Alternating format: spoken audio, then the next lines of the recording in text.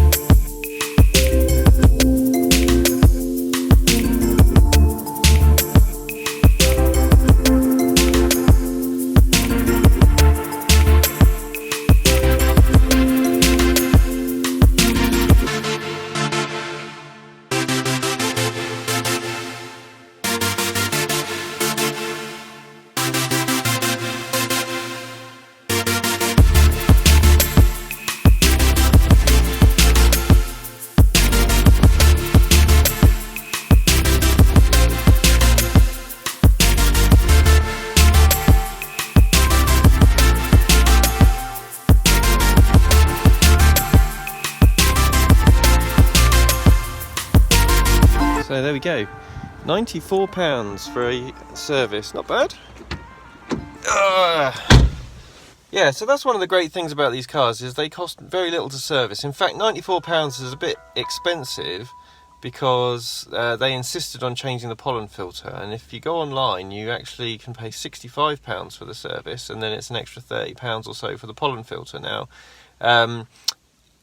to be honest, I don't mind, but really the pollen filter is a mileage related thing because it's sucking air in as you're driving, so it's like a charcoal filter basically. So, you know, changing it every year, considering we've only done 4,800 miles, is a bit excessive. But, you know, hey ho, when it compares to what I've just paid out on our other car in terms of servicing, it's, you know, super cheap, like a fourth of the cost. So yeah, really good, and it's all set for another year. Now the next year's service is a bit more money because there's some brake work going on there, and they do a lot of checks on the brakes.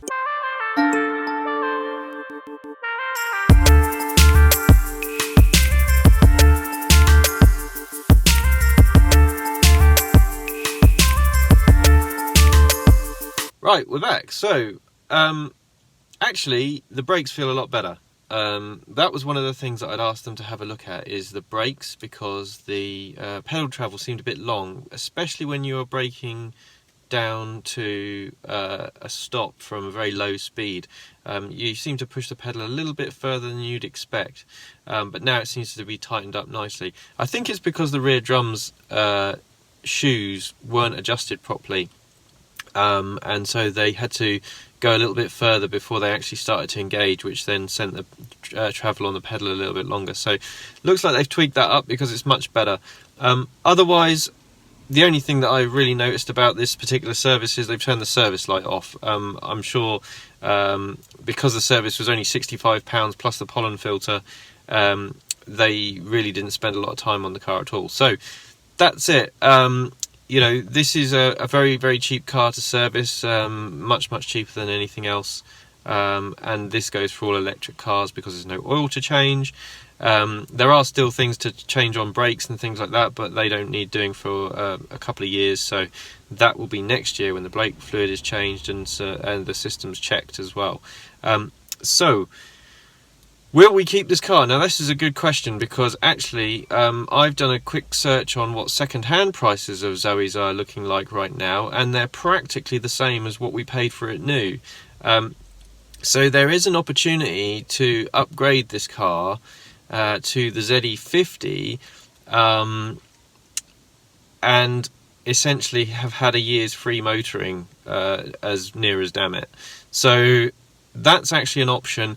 The only thing about that option is because they have taken away the battery lease at the last minute by the looks of it, because talking to the dealers at the launch event, they had all of the material ready for the ZE50 battery lease, including brochures, sales packs, everything. It was all there.